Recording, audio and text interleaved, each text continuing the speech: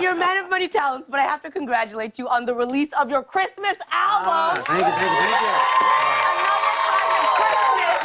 Yes. What inspired this record? So my mom has been asking me to do a Christmas album for like a long time now. And honestly, I didn't out of fear. Like I felt like my track record is good. I didn't want to potentially do something that had people going, oh God, I used to love Neil, but then he put out that Christmas album. But I wanted to do something different. I wanted to try and do Christmas music that you could listen to all year long. Ooh. Right? Ooh.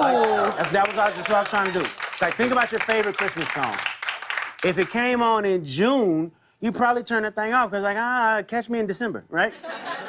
But that's because it's a Christmas song, and Christmas is very boutique and specific, and it's that. So I tried to do songs that just happen to be about Christmas, but over beats that you would listen to whenever. Like that was the So smart. that was the game plan. A businessman. So smart. I was also told that you're doing something specific to give back to your community as well. Tell me about that. We all know that technology is changing the world by the second, right? The problem with this is that though it is changing the world by the second for everybody on the planet, the education is not readily available to everybody on the planet, at least not yet. So I wanted to kind of help do something about that. So here comes Hoberton School. It's a technology engineering, two-year technology engineering school, basically, what it is. And to avoid all of that debt that hangs over your head with student loans and all that, the way that you pay it back is basically once you get a job making $40,000 or more, you give back 17% of your salary for 3 years, and you're good, and you're good to go. That's incredible. I love it so much. Oh, good. So now, Tony, on top of The Marvelous Mrs. Maisel, you also start in a Broadway musical called The Band's Visit. Yeah. I need to know, was this something you always wanted to do? It's something I always didn't want to do. Okay. Because I love musicals, of course, but I never felt confident or secure enough to try my hand at it. I was never a singer, and I was that kid in grammar school who, you know, when we did choral singing, they would always say, "You just mouth the words." So really, no, I know that everybody says that, but that really actually happened to me. And I got approached by the composer and the director, and I just said no. You know, I said, "Thanks, great, I'm flattered, but no." And they just would not.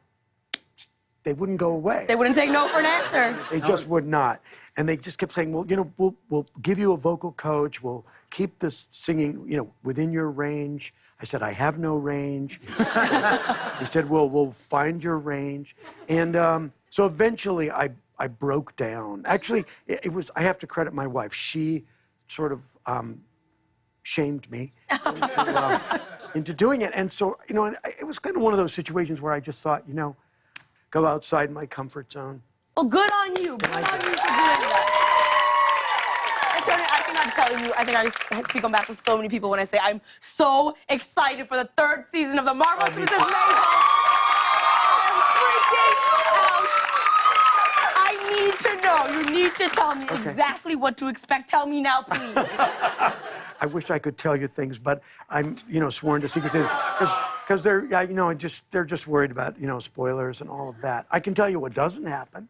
Okay. I don't get shot. You don't get shot. No, Okay. I don't get shot. It's not that kind of show, but it is. But it is really. The 3rd season is. I think people are going to be knocked out. It's just got great surprises. It's how these writers keep kind of upping their game and outdoing themselves is a mystery to me, but they just seem to keep on keeping on.